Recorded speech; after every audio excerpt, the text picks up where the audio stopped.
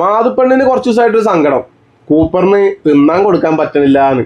അത് പറഞ്ഞപ്പോഴാ ഇവന് ഞങ്ങൾ കൂപ്പർ എന്നാണ് പേരിട്ടത്. ആ പേര് പറഞ്ഞതും മാധു തന്നെയാണ്. അന്നാ പിന്നെ അതവിടെ കിടക്കട്ടെ എന്ന് കരുതി, പെണ്ണിനൊരു സന്തോഷം ആയിക്കോട്ടെ. ഇപ്പൊ തീറ്റ കൊടുക്കാൻ പറ്റാത്തതിന്റെ കാരണം കൂടും സ്റ്റാൻഡൊക്കെ സെറ്റ് ചെയ്തപ്പോൾ ആൾക്ക് എത്തണില്ല.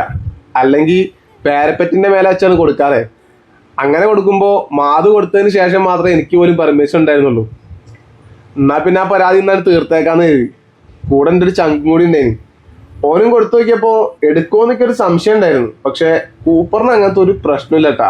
ആളെല്ലാവരോടും നല്ല ടച്ചാ. കുട്ടിയാകുമ്പോൾ തൊട്ട് നമ്മളെ കൂടെ അല്ലേ.